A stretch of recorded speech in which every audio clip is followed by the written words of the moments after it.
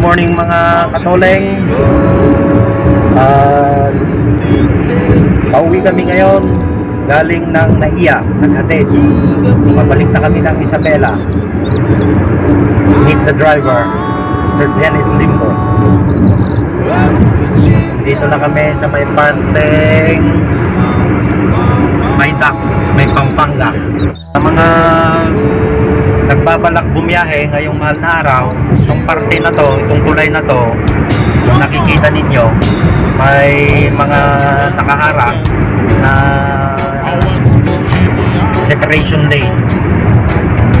Ito kasi yung tulay dito sa parteng Pampanga na ginagawa. So usually pag galing kayo ng norte pa south, pag mabigat na ang traffic dun sa kabila, nagpapa-counterflow sila rito. So ayan, may mga kasabay tayong mga rider. So ayan, Take the exit toward SCTEX. Dito tayo sa NLEX. Palabas tayo na Continue for 3 kilometers. exit ng SCTEX.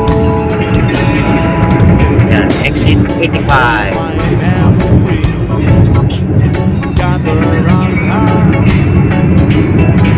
Para sa kalaman po nating lahat, kaya tinawag na SCTEX to kasi Subic Clark Tarlac Expressway. Ayan.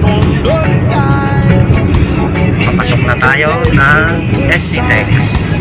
So ito na mga katuleng, nandito tayo sa SCTEX. Mahaba-habang daanan to na puro diretso. Kakaantok pag nagdadrive ka dito na ganito. Makikita nyo yung daan. Yan. Maluwag. Wala man lang na traffic. So magmamahal na araw, hindi pa natin siguro expected yung dagsa ng mga motorista na uuwi na kanilang mga probinsya. Dito kasi sa parting ito ng SCTEX, ang speed limit lamang dito kasi na ina-allow is 100. Yan. Pero may mga designated area na kung saan nandyan yung speed rider check nila, kaya ingat-ingat sa pagmamaneho. Nakikita ninyo yan, yan, yung kwan na yan. Ayan yung speed rider check na isa. Yan. Kaya dapat, pag natapat ka dyan, dapat nasa 100 ka lang. Pag lagpas mo dyan, sa susunod na camera niya, ng speed check rider niya, parteng bago mag-deflex na. Kaya dito, pwede ka nang magpatakbo ng kahit ilang gusto mo, kahit lumagpas ka pa ng 100. So, ayan mga katoleng, katapos ng mahababang paglalakbay mula dito sa SCTEX, nandito na tayo, pa-exit na tayo ng deflex. Ayan na yung sinasabi kong speed rider check na isa. Ayan. Pagkagaling mo ng SCTEX, ito na ang pinakadulo ng SCTEX. Papasok naman tayo ngayon ng deflex. Ito lang mga katoleng ang consequence kapag wala kang RFID. Nakapila ka sa may cash lane, medyo nagkakaroon ng katagalan sa pagbabayad kasi mano-mano. Hindi kagaya ng may RFID ka, gaya ng mga sasakyan na yan, dire-diretso lang sila. Ayan, auto swipe na yan. Ayan o, nakikita ninyo, RFID lane, cash lane.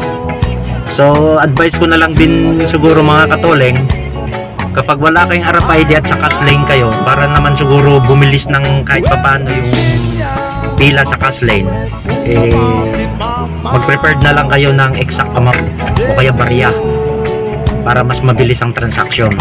Minsan kasi nagkakaroon yun din ang isang dahilan ng pagbagal ng pila dito dahil karamihan kasi buo ang pera kaya hindi na kukuhan.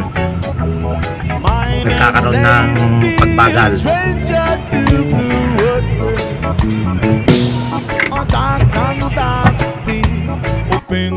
Dito na naman tayo sa toll plaza ng Diplex. Bait na.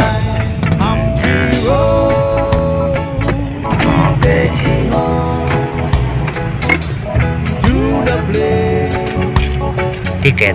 Kukuha tayo ng ticket. Itong ticket na to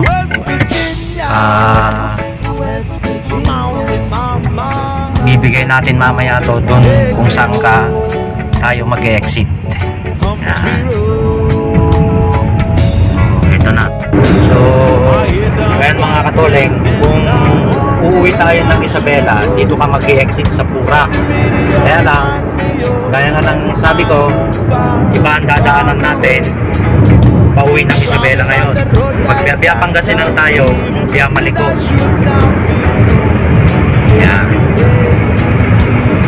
Napakaluwang pa rin talaga ng daan dito. Wala pang mga sasakyan na tumadaan. Ang mga views lamang dito yan, yung mga pananim ng mga kababayan nating magsasaka.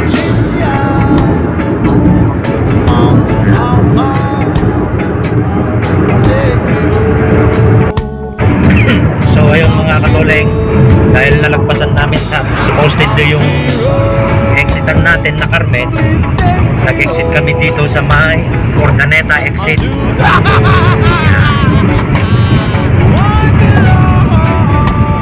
Supposedly sana Carmen, Villasis kami mag-exit.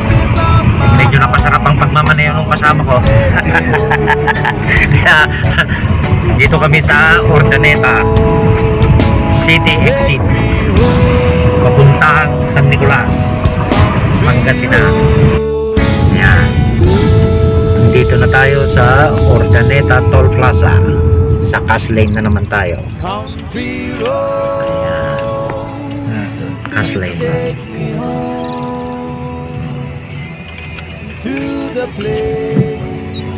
Ayan si Manong Guard.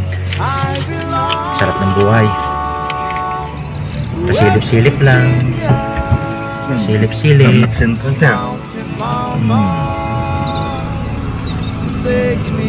Ayan, kami na magbabayad. Ayan, si Madam Cashier. Ay! So yun mga katoleng, nandito na kami sa Asinggan, Pangasinan.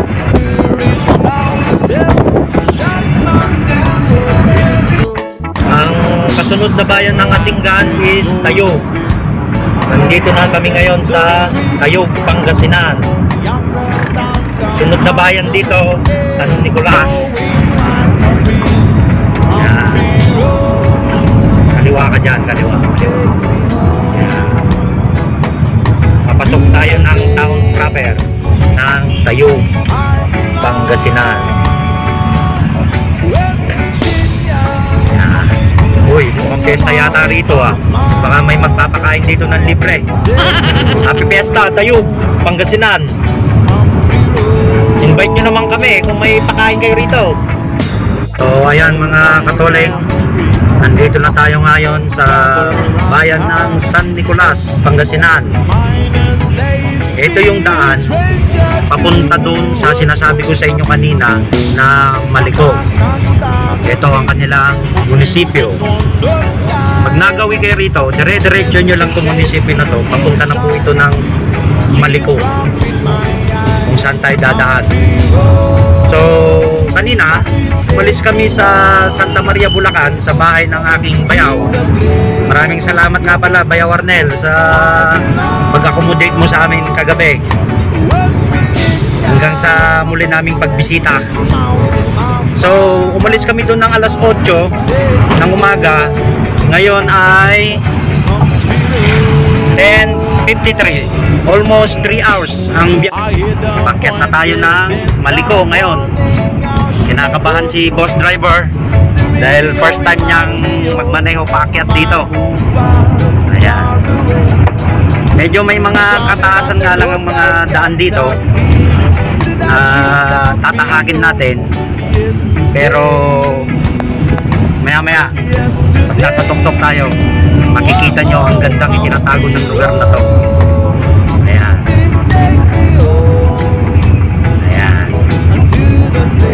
ito yung sinasabi ko sa inyo na daan, shortcut. Kung ang way mo lang naman ay papuntang Maynila at gusto mong umiwas dyan sa bundok ng Santa Fe, pwede kang dumaan dito. Kaya lang, ang mga karaniwang dumadaan pa lang naman dito is yung mga class 1 na sasakyan.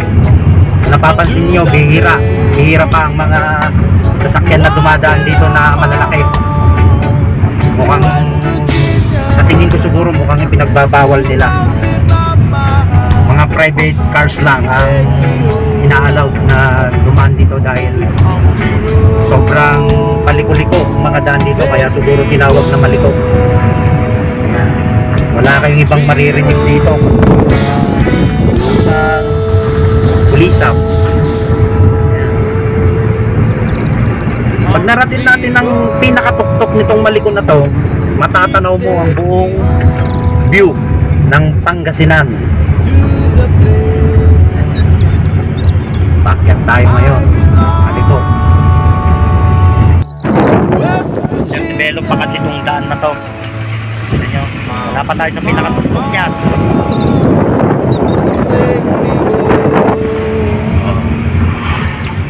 Diba? Mga private cars lang ang mga karaniwang nakakasalubong natin dito. Pero nung last time na dumaan kami dito is hindi pa ganito. Ginagawa pa tong parting ito nun. Pero ngayon, okay na. Yan.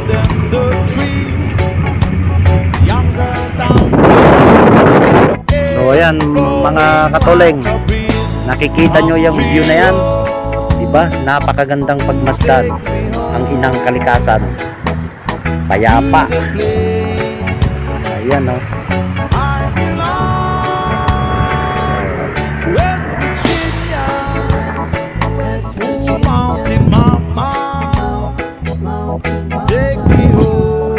So wala pa tayo dun sa pinaka view deck nito. Tulang kami sandali para makapagpahinga ng konti.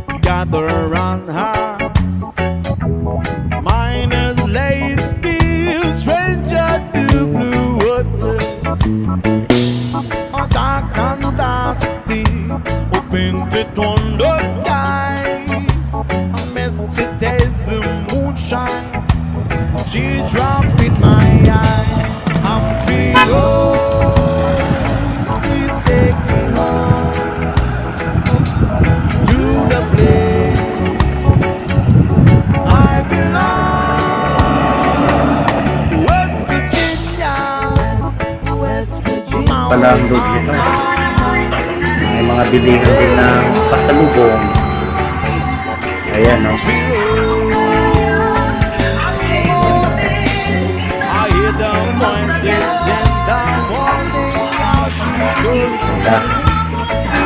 Papansin ninyo ang daming mga sticker na nakadikit. Mga sticker ng mga rider yan. Hinihinto dito at kumakain. So yun mga katoleng, tapos na tayong kumain. Bababa na tayo dito sa Maliko viewpoint. 5 kilometers pa ang tatahakin natin para makababa tayo ng Maritao. So ayan mga katoleng, nakababa na tayo ng Maliko. Ayan o, daming mga nag-rides. Daming Maliko. Alternate road. Nueva Vizcaya, Pangasinan Highway. Malabas na tayo ng Maliko. Pasok.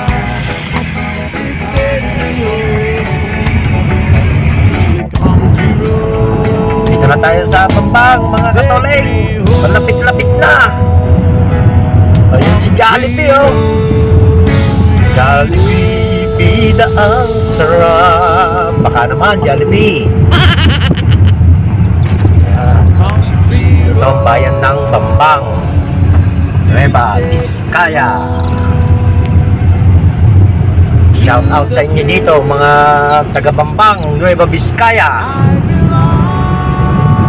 Yan.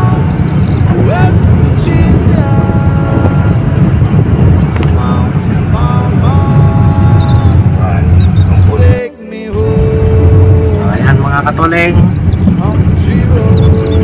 napasok na tayo ng Bayumbong. Ayan, Bayumbong, Nueva Vizcaya.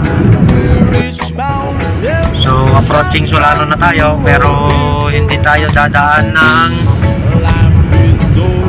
town proper ng Solano. Dito tayo dadaan sa bypass road para maiwasan natin yung traffic dun sa mismong bayan ng Solano. So ayan, open na po itong daanan na to. Sa mga dadaan dito, ito po, maluwang ang daan. Kung wala din naman kayong pupuntahan dyan sa town proper ng Solano, dito na kayo dumaan para iwas hassle, iwas traffic. So ayun mga katoling, nandito na tayo sa Isabela.